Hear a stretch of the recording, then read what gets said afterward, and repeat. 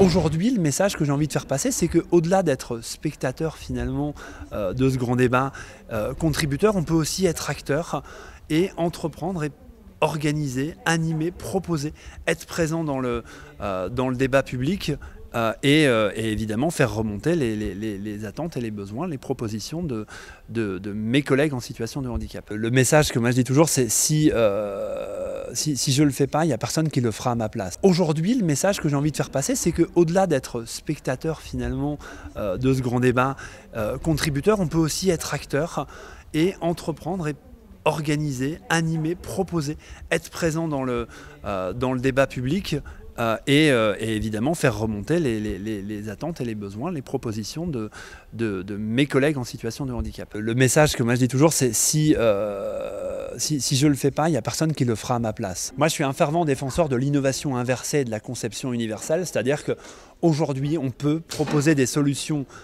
qui viennent des personnes handicapées mais qui vont être utiles à tous. Je vous donne un exemple concret.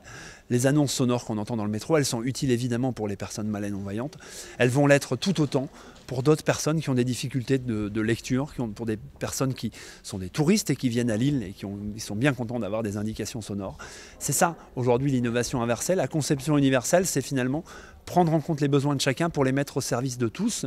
Et c'est, je pense, comme ça qu'on arrivera à vivre dans une société plus...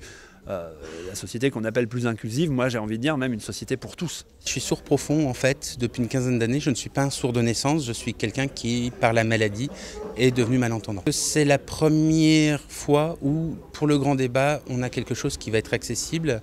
Il y aura une boucle magnétique d'installer, il y a une problématique, enfin toutes les problématiques du handicap sont abordées. Et je me sens un peu plus concerné que sur d'autres sujets où on ne m'accueille même pas. J'ai essayé, j'ai envoyé des mails comme tout citoyen pour savoir comment ça allait marcher, pour demander l'accessibilité tout simplement, et je n'ai pas eu de réponse. C'est un peu frustrant parce qu'on nous explique qu'il va y avoir un grand débat où on va impliquer tous les citoyens, quel que soit leur profil, etc.